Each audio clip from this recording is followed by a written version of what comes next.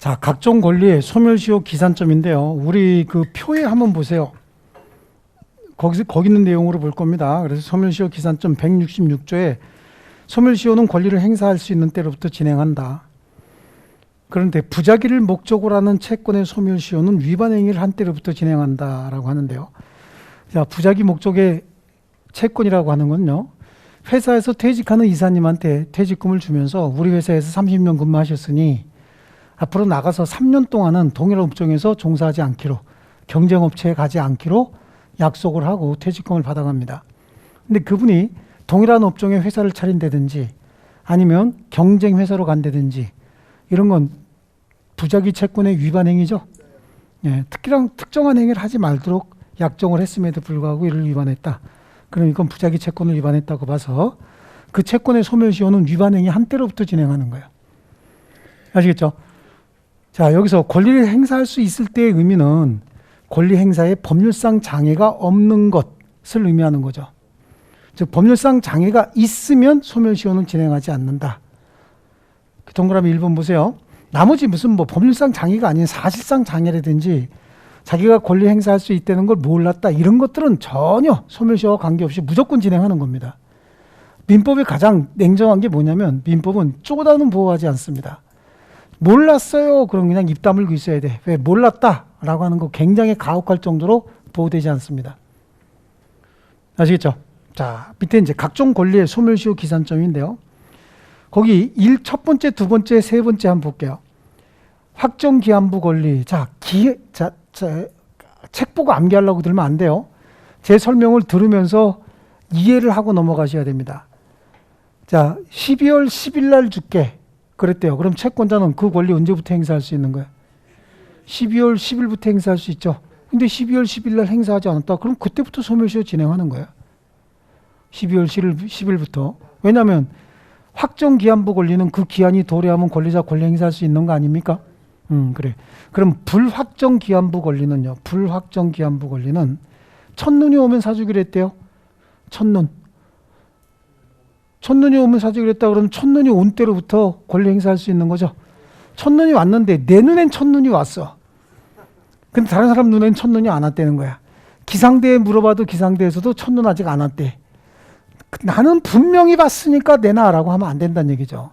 그래서 불확정기한부 권리는 객관적으로 기한이 도래한 때요. 객관적이라는 얘기는 내 눈뿐만 아니라 모든 사람의 눈에 첫눈이 왔어야 되는 거죠. 객관적으로 기한이 도래한 때. 그 다음에 기한에 정함이 없는 채권이죠. 기한을 정하지 않고 돈을 빌려줬다? 그러면 채권이 발생한 때로부터요. 그러니까 이게 뭐냐면 아무 때나 갚어. 그죠? 돈 빌려가면서 언제 갚어? 아무 때나 갚어. 뭐 그렇게 급한 돈 아니야. 아무 때나 갚어. 라고 얘기하죠. 그게 무서운 거야. 3년 있다 갚아라. 당장 갚으라 그래도 갚아야 돼요. 그러니까 친구한테 돈 빌려줄 때는 아무 때나 갚으라 그러고 밥값 내고 나면 그때 바로 갚으라 그러면 돼요. 밥값 내고 난 다음에. 아시겠죠? 그래서 기한에 정함이 없는 채권은 채권이 성립한 때로부터 소멸시효가 진행할 그때부터 권리 행사할 수 있기 때문에 그런 거예요. 그 다음에 합리적으로 생각해 보세요. 채무 불이행으로 인한 손해배상 청구권. 손해배상 청구권이 왜 생겼대요? 채무 불이행으로 생겼대죠? 그럼 채무 불이행 시부터지. 볼 것도 없죠. 그러니까 이건 이해해야 돼. 암기하려고 들으면 한도 끝도 없다 그랬어요. 이해하고 골라낼 줄 알아야 돼요. 그 다음에 나머지 거기 2개 있는 거 그건 넘기시고 정지조건부 권리는 언제부터? 청구해서 5등 안에 들면 노트북 사주겠다. 그럼 아들이 엄마한테 노트북 사달라는 거 언제부터 사달라고 그럴 수 있어? 청구 5등. 이게 정지조건이 성취된 때로부터지. 그치? 정지조건이 성취된 때로부터 행사할 수 있는 거죠. 예. 그 다음에 부작위 채권, 그래. 부작위 채권. 아까 위반행위 한 때라고 했어요. 예, 위반행위 한 때로부터. 그 다음에 또 불법행위로 인한 손해배상 청구권. 불법행위로 인한 그렇지. 불법행위 당시부터요. 그때부터 10년인데 이건 하나가 더 붙어 있어요. 예, 불법행위로 인한 손해배상 청구권은 피해자가 가해자 및 손해를 안 날로부터 3년, 불법행위 한 날로부터 10년이라고 해서 하나가 더 붙어 있기 때문에 그건 또 특별히 좀 암기하셔야 되지. 가해자 및 손해를 안 날로부터 3년, 불법행위 한 날로부터 10년. 아시겠죠? 요거 하나. 그 다음에 동시이행에 항변권이 붙어있는 채권이죠. 동시이행에 항변권이 붙어있든 안 붙어있든 관계없이 이행기가 되면 무조건 권리 행사할 수 있는 거예요. 예를 들어서 요 물건 매매계약 체결했대요. 그럼 매매계약을 체결했으면 이행기에 가면은 여러분은 저한테 이 물건을 더 달라고 하면서 돈 주겠죠. 내가 이행기에 물건 안 갖고 오고 돈부터 주세요. 그럼 여러분 뭐래? 물건도부터 주세요. 그럼 서로 간에 네가 먼저 줘, 네가 먼저 줘. 그러면 서로 간에 거래가 안 될 거 아니야. 그러니까 가장 편한 건 뭐죠? 동시에 이행합시다. 동시에 이행하는 거잖아. 그러니까 이 동시에 이행합시다라고 주장할 수 있는 때가 언제요? 이행기가 되면. 동시이행에 항변권이 붙어있든 안 붙어있든 채권자는 이행기에 자기 권리 행사할 수 있다고. 그죠? 동시이행에 항변권이 붙어있는 채권을 내가 행사한다. 그럼 이행 제공하고 돈 주시오 그러면 되는 거예요. 동시이행에 항변권 안 붙어있다. 그럼 난 그냥 변제하시오라고 해서 갚으면 되는 거고. 그러니까 달라고 하면 되는 거죠. 예. 근데 동시이행에 항변권이 붙어있으면 내가 반대급부 이행 제공하고 권리 행사하면 되는 거지. 이 권리 행사할 수 있는 시점이 언제냐는 얘기예요. 이행기. 이행기가 되면 권리 행사 방법이 다른 것이지 동시행에 항변권이 붙어 있는 권리는 내가 반대급부 제공하고 권리 행사하면 되는 거고 동시행에 항변권 같은 거 안 붙어 있으면 그냥 권리 행사하면 되는 거지 권리 행사 가능 시점은 무조건 이행기란 말이에요. 아시겠죠? 자, 신축 건물 하자 보수에 가름한 손해배상 청구권은 하자가 왜 손해배상 청구권이 왜 생겼어요? 하자로 생겼잖아요. 그러니까 하자 발생한 때로부터죠. 그 다음에 의사의 치료비 채권은 개별 진료가 종료된 때요. 그것도 좀 특별히 보셔야 되는 게 이게 판례가 바뀐 거거든요. 옛날에. 전에는 환자가 태어난 때로부터였는데 예, 의사의 개별 진료가 종료된 때로부터요. 그래서 요즘에 뭐 그러면 안 되지만 혹시 친구나 누가 이제 가족에 누구 병문안 가면 대화하고 있으면 간호사가 약하고 청구서 이렇게 수시로 갖다 준다고. 그럼 진료가 하나하나 끝났다는 얘기예요. 그게 뭐 검사 하나 끝났다라고 하는 거죠. 예. 그 전에 어떤 교통사고 일명 나이롱 환자가 병원에 4년인가 6년인가 이렇게 병원에 입원해 갖고 있었는데 첫 해에는 하여튼 교통사고 당했다고 들어갔는데 그 병원에 있는 모든 기계를 다 태우죠. 하여튼 뭐 온갖 검사는 다 하잖아. 다 하고 그 다음부터는 이제 교통사고 환자는 뭐예요? 그냥 여관비 정도지 뭐 밥값하고 이런 정도 나오는데 4년인가 만에 이제 퇴원을 했는데 퇴원하면서 그동안에 치료비가 다 나온 거 아니야. 근데 이분이 퇴원하는 시점에서 역사 내에서 3년분만 주겠다. 그럼 최초 1년분이 70% 이상인데 이게 소송이 됐던 거예요. 근데 우리 판례가 개별 진료가 종료된 때로부터 권리를 행사할 수 있기 때문에 그때부터 소멸시효 진행한다. 그러니까 지금 태어난 때로부터 역사 내에서 3년분만 주면 되고 그 전권 안 줘도 된다는 얘기예요.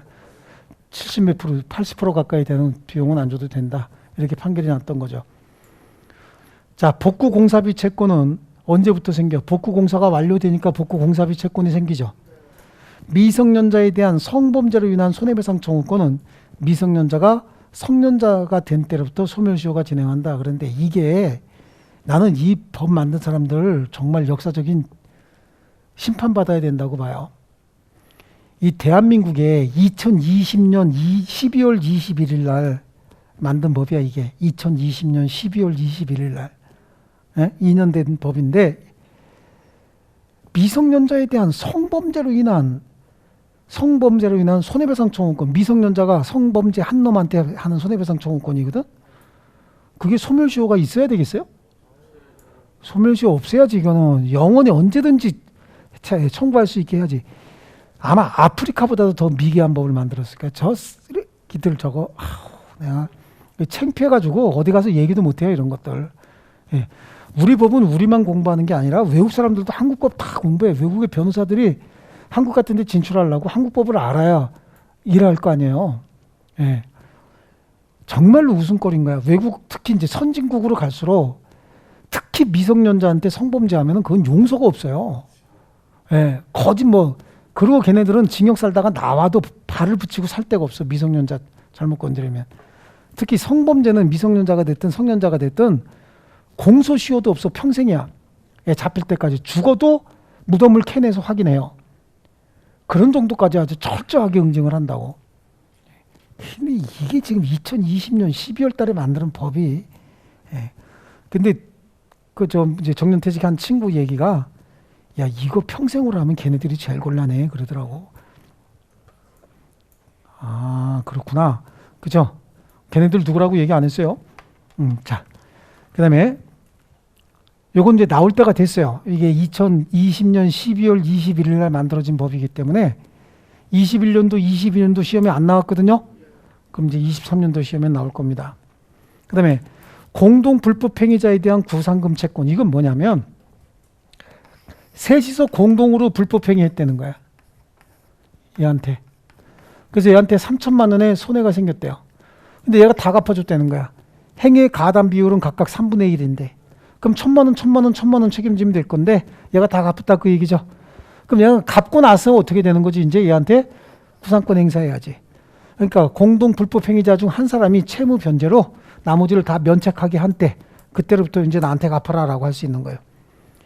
그래서 공동 불법행위자 중 1인이 피해자에게 손해금을 지급하여 나머지 공동 불법행위자를 면책토록 한 때.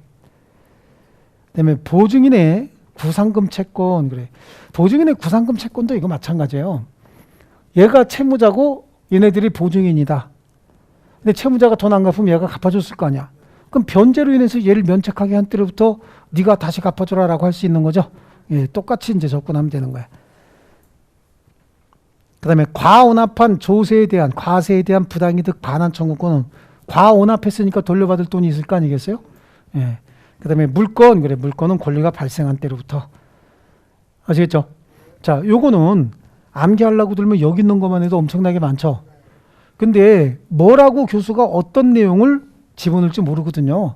그러니까 이제 지금은 좀 어렵겠지만 나중에 되면 아, 이건 이때부터 권리 행사할 수 있겠구나라고 하는 느낌이, 요것도 지금 우리 뭐 아는 내용 별로 없지만 아, 권리는 이때부터 행사할 수 있겠구나라고 하는 느낌이 생겨야 돼요. 근데 이건 많이 연습을 하는 수밖에 없어요. 예. 자, 그 다음에 소멸시효 기산점과 관련된 판례, 두 번째 있는 판례 있죠? 여기 집합 건물의 하자 보수에 관한 손해배상 청구권의 소멸시효 기간은 그 권리를 행사할 수 있는 때라고 볼 수 있는, 즉 집합 건물에 하자가 발생한 시점부터 진행한다라고 하는 거예요. 아시겠죠? 하자가 발생한 시점이요. 예, 그거 하나.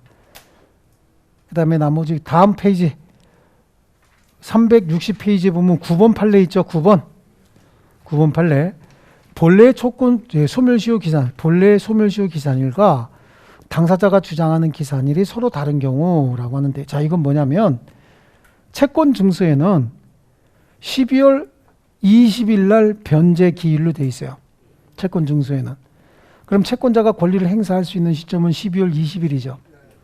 그런데 채무자가 채권 증서는 그렇게 돼 있어도 채무자가 3개월만 연기해줘라고 막 떼굴떼굴 굴르면 연기해줄 수 있는 거잖아.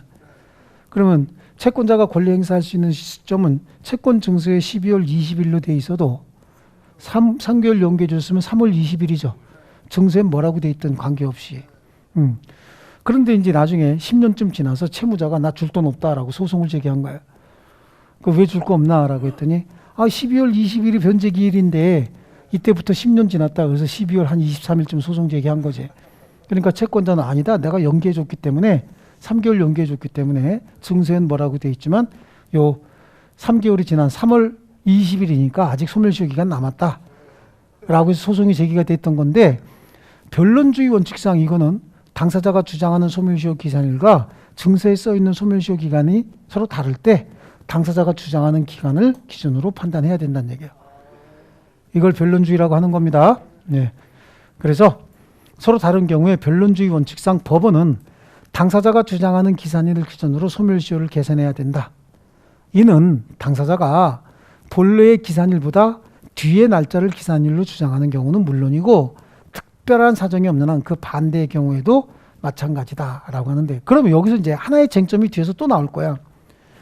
그러면 그 채권의 소멸시효 기간이 몇 년짜리인지는 변론주의 대상이 아니잖아. 소멸시효 기간이 몇 년짜리인지는 법에 정해진 기간이죠.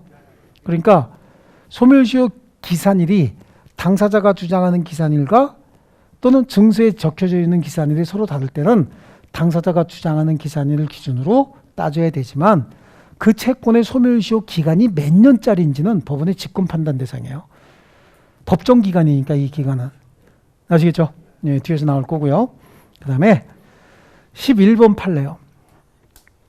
부동산 매수인이 매도인을 상대로 하자담보 책임에 기한 손해배상을 구하는 사안에서 매수인의 하자담보에 기한 손해배상 청구권은 부동산 인도받은 때로부터 소멸시효가 진행합니다. 그때부터 10년이 경과한 후 소를 제기했으면 이미 소멸했다고 봐야 된다죠. 자, 11번하고 비교할 게 앞에 있는 2번이죠. 2번 판례하고 11번하고 서로 집합건물하고 그냥 집합건물은 분양한 자 또는 건설사를 대상으로 하는 하자담보 책임 기간 묻는 거고 그 다음에 11번은 부동산 매매 시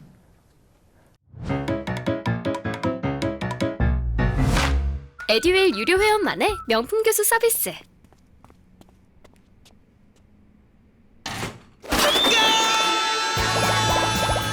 합격이 쉬워지는 명품 교수님 혜택. 오직 에듀윌 유료 회원에게만. 에듀윌. 부동산 매매 시 아시겠죠? 네, 그래서 그 하자담보에 기한 손해배상 청구권은 인도받은 날로부터 몇 년이요? 10년. 이건 매매 시. 그 다음에 분양받았을 때는 집합건물 하자보수에 가름한 손해배상 청구권은 목적물 인도받은 때로부터지. 하자가 발생한 때로부터 참. 그치? 하자가 발생한 때로부터. 그 다음에 매매는 어떻게 하고? 인도시.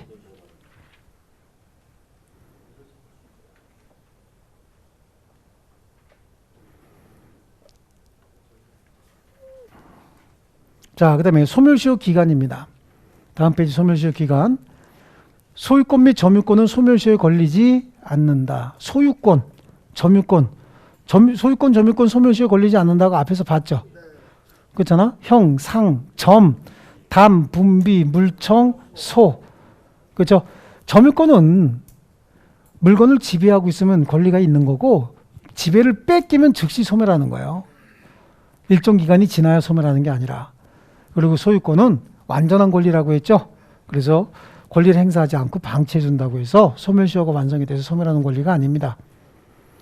그 다음에 담보물권도 피담보 채권과 분리해서 독립적으로 소멸시효에 걸리지는 않습니다. 근데 용익물권은 20년의 소멸시효에 걸립니다. 그거 줄칩니다. 용익물권 20년의 소멸시효에 걸린다. 그럼 용익물권은 어떤 거야? 지상권, 지역권, 전세권이죠. 여기서 또 시험에 지역권을 행사하지 않는다. 지역권을 행사하지 않는다는 얘기는 지역권이 어떻게 돼? 불계속되고 있다는 얘기지. 지역권은 어떤 물건을 갖다가 계속해서 통행하거나 이러면서 행사하는 게 지역권이에요. 주로 이제 통행지역권이거든. 통행지역권인데 예를 들어서 5년 동안 지역권을 행사하지 않았다. 그럼 그 5년 동안 불계속이었다는 얘기예요. 그런 게 이제 불계속 지역권이야. 그러니까 지역권이 소멸시효 대상이 되느냐 안 되느냐라고 하는 건 지역권을 행사하지 않는다. 지역권을 행사하지 않는다는 얘기는 지역권이 계속되지 않고 있다 그 얘기거든요. 아시겠죠? 그래서 시험에 지역권이라고 안 나오고 출제 교수가 불계속이라고 붙였다고 해서 이건 또 안 배운 거 그러면 곤란한 거야. 아시겠죠? 지역권을 행사하지 않는다? 그게 불계속 지역권이라는 얘기예요. 그래서 지역권, 지상권, 그 다음에 전세권은 20년의 소멸시효에 걸립니다. 지역권을 행사하지 않는 걸 불계속 지역권이라고 합니다. 그 다음에 일반적인 채권 있죠? 일반적인 채권은 10년짜리인 거예요. 10년. 10년의 소멸시효에 걸리는 것이고요.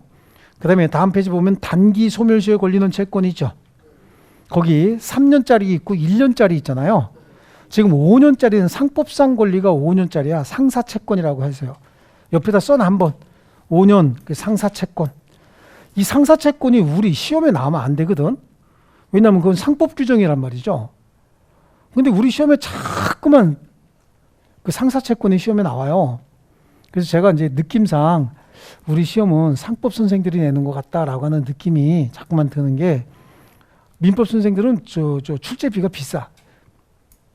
굉장히 비쌉니다. 한 문제당 굉장히 좀 비싼데 그렇다고 상법 선생이 싸다는 얘기 잘못하면 안 되니까 뭐 안 할래.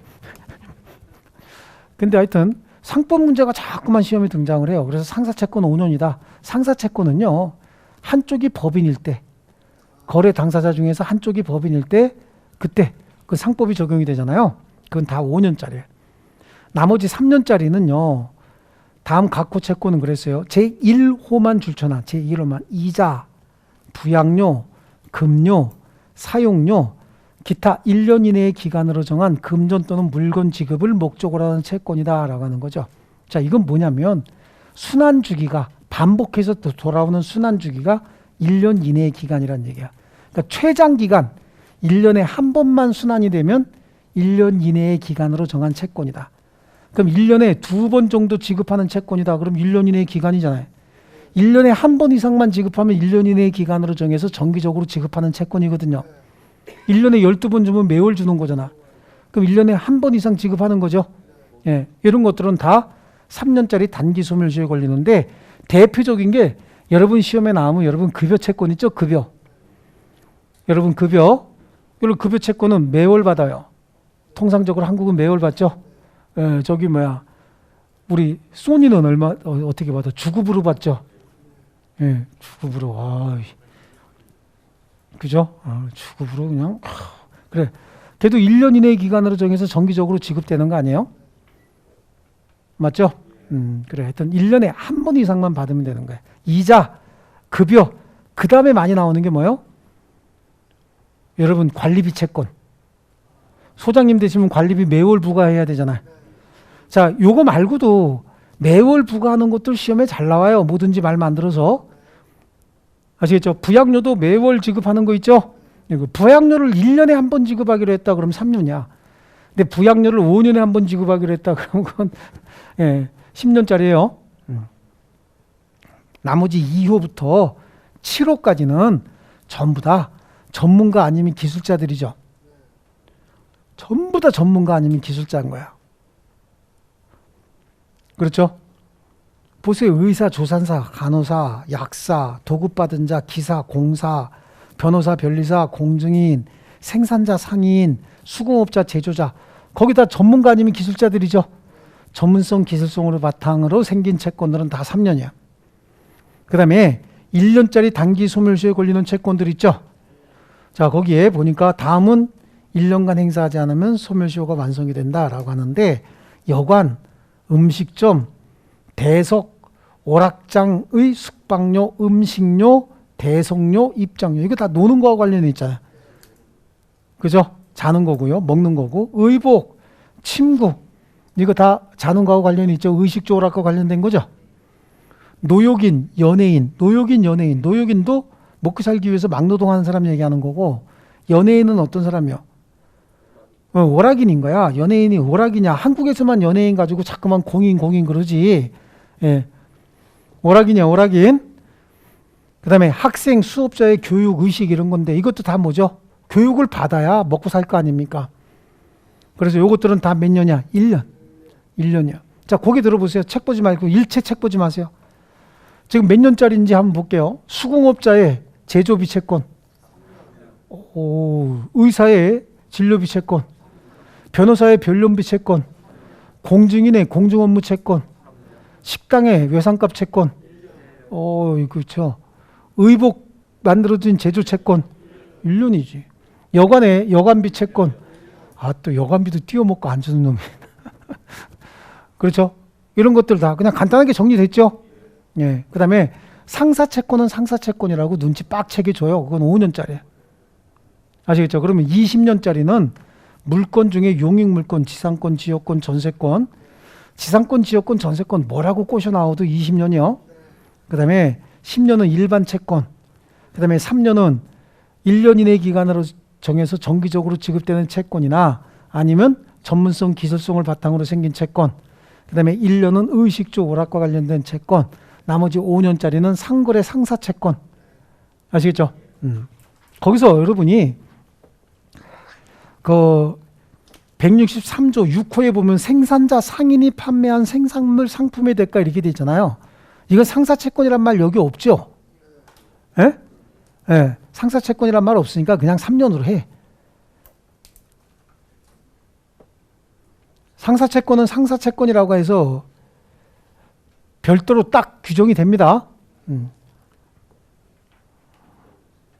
헷갈릴 수 있겠죠? 예.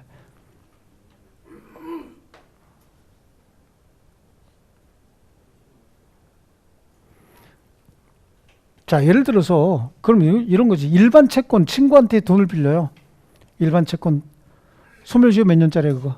10년짜리죠. 근데 친구가 보증 하나 쓰래. 그러니까 다른 친구가 보증 쓰려고 했는데 보증 쓸 사람이 없어.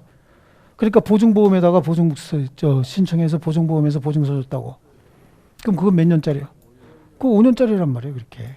주채무가 10년짜리라도 보증보험회사에서 보증 써주면 5년. 친구가 그냥 개인적으로 보증 써주면 10년이 된다니까.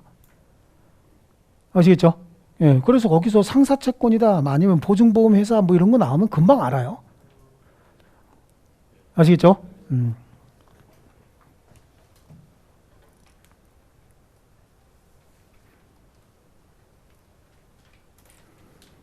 자, 그 다음에 다음 페이지 보시면요. 판결에 의해서 확정된 채권 보이죠? 자, 판결에 의해서 확정된 채권은 단기 소멸시효에 해당하는 것이라도 무조건 몇 년이죠? 10년. 그러니까 의식주 오락과 관련된 채권도 판결로 확정하면 10년. 전문성, 기술성을 바탕으로 생긴 채권도 판결로 확정하면 10년. 그 다음에 부양료 채권 있잖아. 부부가 이혼을 하면서 부인이 아기를 키우기로 했대. 그럼 아버지가 애 성년자 될 때까지는 부양료 내야 될 거 아니에요. 예, 그것도 몇 년이요? 1년이야. 아죠, 3년. 3년인데 그것도 소송으로 확정이 되면 10년이 돼버려요. 근데 그걸 안 주면 방법이 없다는 거야. 그래서 얼마 전에 법이 개정이 됐죠. 재산 압류하고 그다음에 뭐 구속까지 가능한 걸로. 예. 구속까지 가능한 건데 다들 보면은 착각들 하는 게 아이고 아버지들 이제 큰일 났네 그러는데 요즘에는 애비가 키우는 경우가 더 많대요. 부부가 이혼을 하면 엄마보다도 애비가 키우는 경우가 더 많답니다. 요즘에는. 예, 실제로는. 세상 많이 바뀌었죠. 좋아진 건가요? 예. 아니 근데 그게 그 남성들 사회에서도 별로 안 싫어해요. 사실은 자기가 키우고 싶은데 안 맞는데 어린아이들은 어머니가 모성을 가지고 키우는 게 더 낫다라고는 사회적인 인식이 있었는데 예, 요즘에는 어머니들을 안 키운다 그러는 경우가 많이 있대요. 그래서 아빠들이 키우는 경우가 많이 있다고 그러더라고.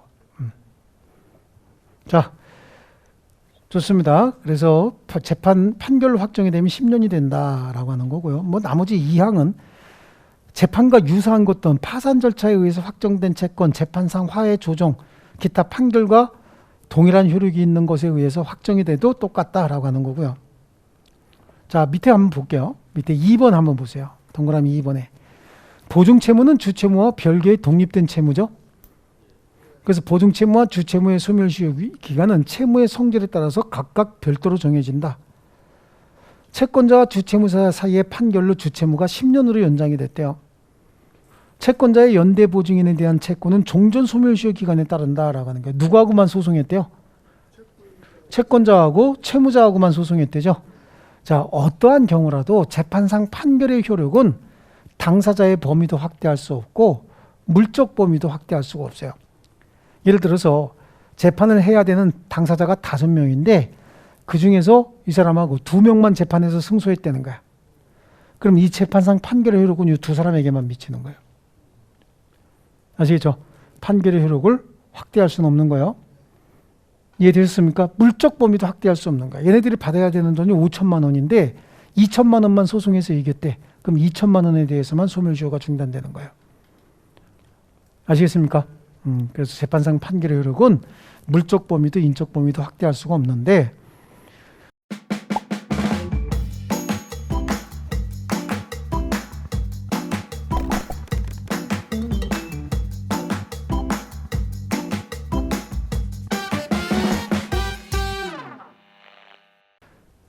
자, 그래서 또 4번에 보세요. 또한 주채무의 소멸시효 기간이 판결 등으로 10년으로 연장된 후 주채무를 보증했대요. 10년짜리 보증했다 그런 얘기죠.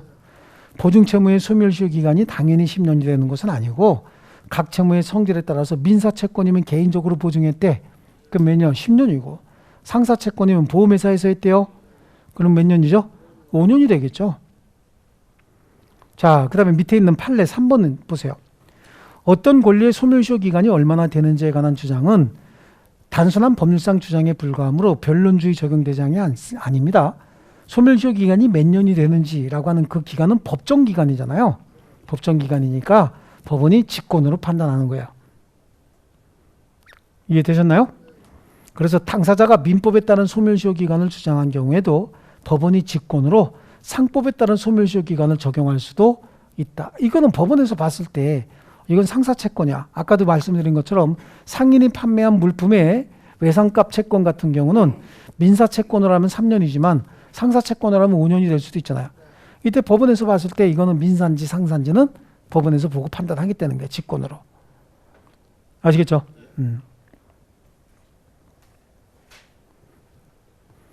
자, 그 다음에 소멸시효 중단과 정지 한번 보시죠.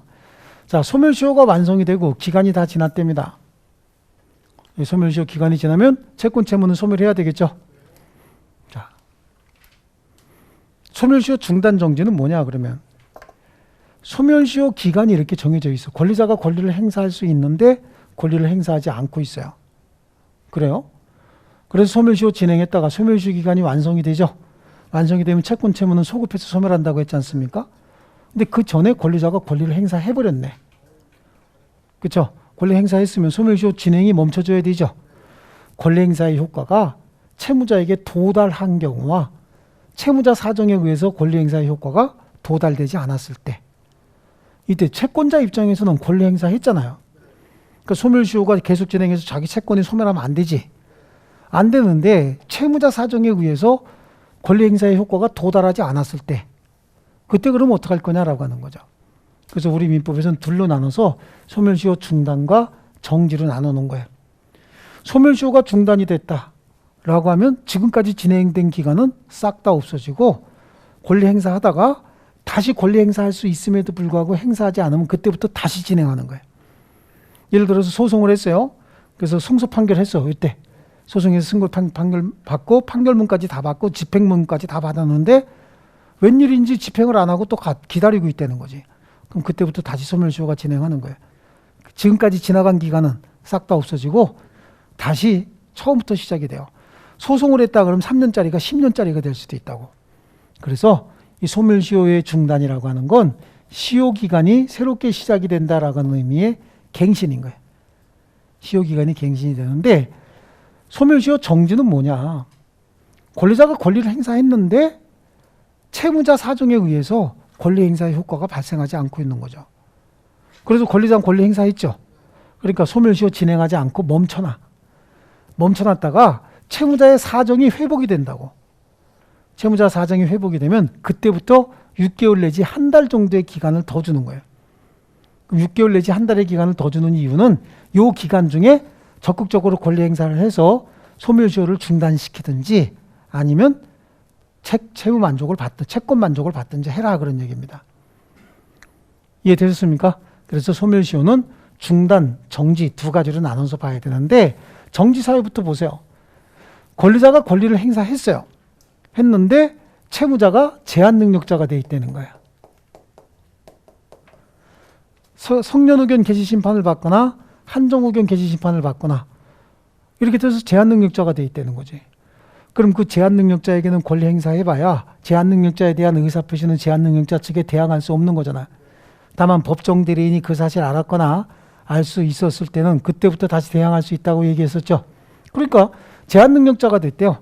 그럼 얘가 능력자가 되거나 아니면 제한 능력자의 누가 법정 대리인이 선임된 때로부터 그럼 얘는 권리 행사하지 못하고 있다가 능력자가 됐다든지 법정 대리인이 선임이 되어 있다. 그럼 권리자 권리 행사할 수 있는 상황이 됐죠. 그럼 이때부터 유예 기간 몇 개월 더 준다고? 6개월 더 주는 거예요. 6개월 이내에 권리 행사하면 소멸시효 중단시켜서 다시 갱신할 수 있어요. 이때부터. 아시겠죠? 제한 능력자가 됐다든지 아니면 권리자가 권리를 행사할 수 있는 상황이긴 한데 둘이 부부가 됐대. 그럼 부부관계가 종료될 때까지 기다려야 되죠. 그죠? 같이 살 때는 왼수죠. 헤어지면 철천지 왼수지. 그죠? 살 땐 왼수. 이혼하면 철천지왼수죠. 그래요. 그러니까 부부관계가 종료될 때까지 기다리는 거야. 기다렸다가 부부관계가 종료되면 6월 이내에는 소멸시효는 완성되지 않는다. 그러니까 이혼할 때 항상 그동안의 채권 채무도 다 정리하는 포괄적 합의가 있어야 되는 거예요. 아시겠죠? 이런 거 채권 채무 같은 거 정리 안 하면 재산분할 약정 다 끝나고 난 후에 추가 청구 들어온다고. 부부간의 채권 채무 있을 수 있어요, 없어요? 있죠. 부부간의 채권 채무 있을 수 있어요. 그거 정리 잘 해놔야 돼. 그러니까 잘 적는 습관, 기억을 빨리 떠올려서 적는 습관이 있어야 되는 거예요. 오래됐는데요. 예, 그래도 부부관계가 유지되는 동안은 소멸시효는 정지돼요. 예, 저도 집에다 줄 게 한 8천만 원 됩니다. 예, 집에다 줄게 그게 나 이혼 못해. 한 8천만 원 돼요. 그리고 또 이혼할 때도 그럼 뭐 다 합의할 수 있어 나는 그거에 대해서. 그리고 그건 일단 무효입니다. 그건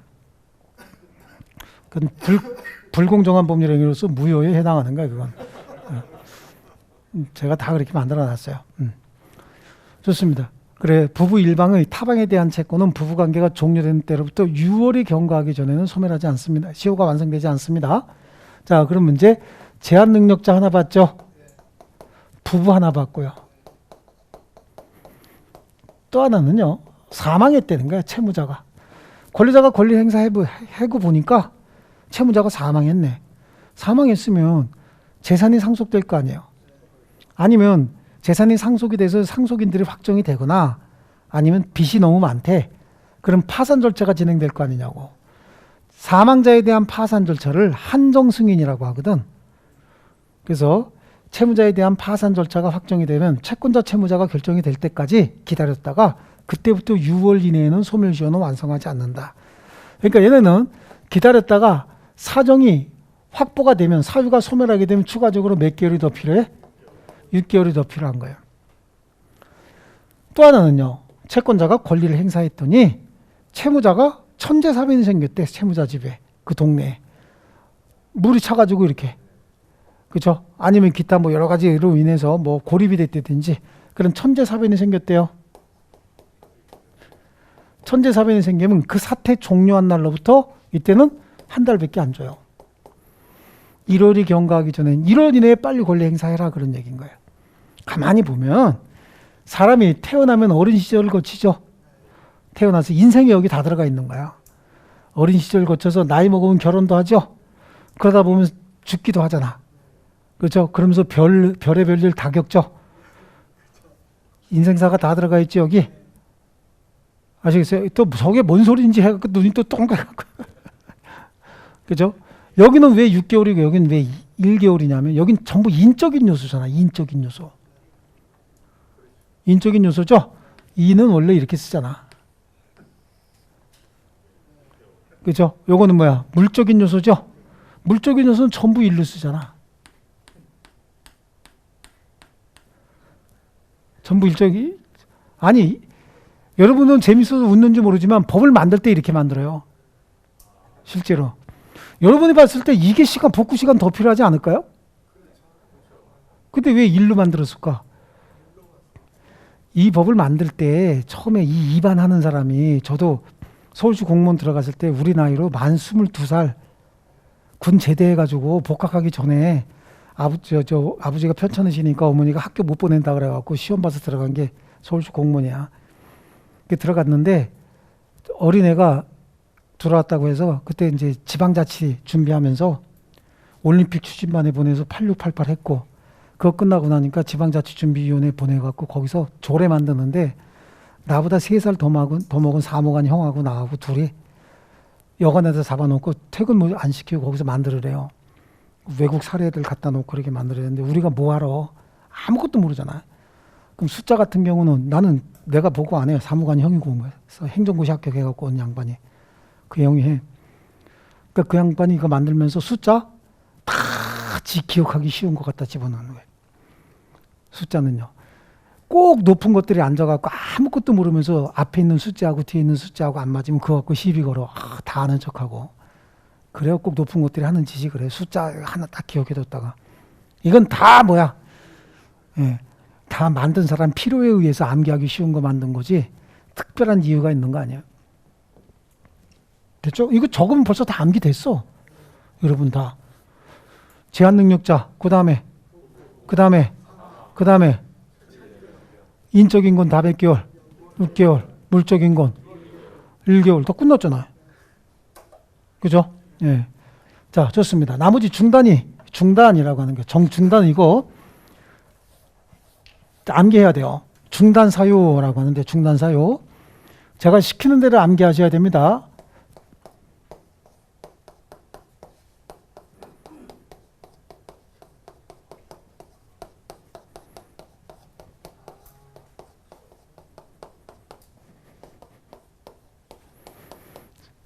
자, 이렇게 하는 거야. 청구 해보세요. 청구. 압류가 처분 승인. 청구 압류가 처분 승인.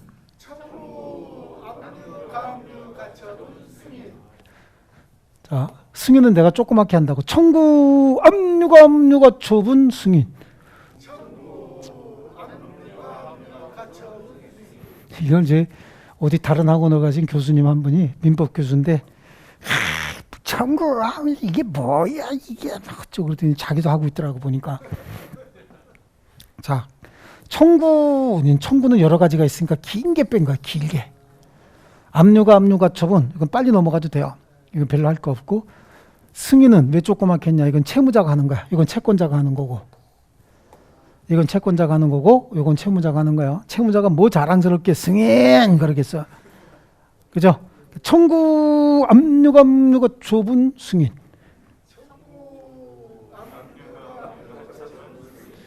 꼭 보면은 공부 못하면서 안 쫓아해. 꼭 보면. 그죠?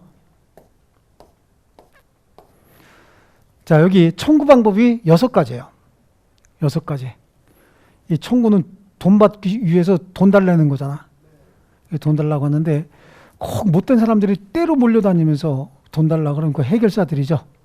해결사들인데 누구냐면 최 씨와 임 씨가 조직을 만들었는데 조직 이름이 뭐죠? 화파야, 화파. 그 돈 받으러 몰려다니니까 경찰로부터 제지당하겠죠. 예. 그래서 최 씨와 임 씨가 조직을 만들었대. 돈 받는 조직, 청구 조직 뭐요? 화파를 만들었대죠. 불파. 무서워. 경찰로부터 제지당한대요. 누구하고 누구요? 임 씨가 뭘 만들었다고? 화파를 만들었대. 그래서 경찰로부터 또 저인데요 그러지 말고 경찰로부터 뭐 당한다고? 제지당한다. 이거는 최고. 임의 출석. 화해를 위한 소환. 파산 절차에 참가. 재판상 청구. 지급 명령의 신청.